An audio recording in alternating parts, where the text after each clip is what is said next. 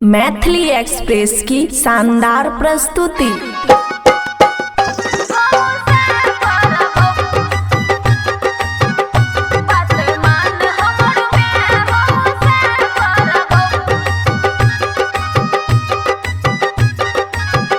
माया recording studio Rajanpur.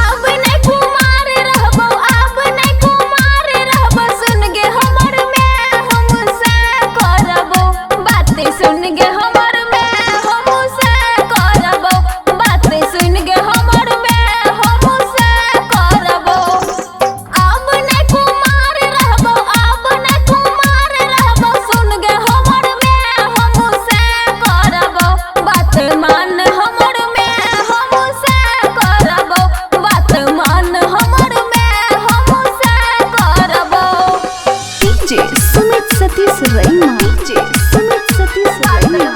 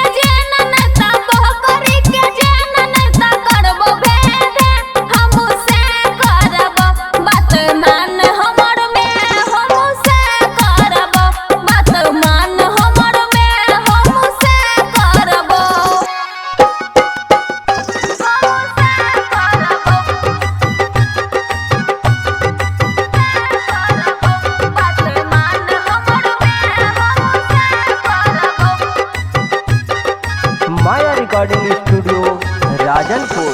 नीक खाना दान देखी कर देना सेटिंग, हरया मन अब होई नाय बेटिंग।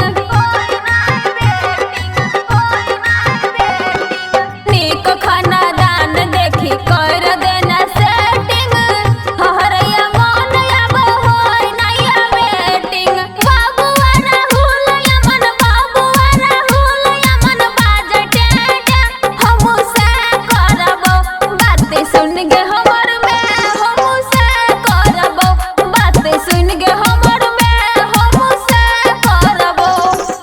अब ने कुमार रहबो अब ने कुमार रहबो, सुन गे हमर में हम से करबो बात मान हमर में, हम से करबो बात मान हमर में, हम से करबो। माया रिकॉर्डिंग स्टूडियो राजनपुर।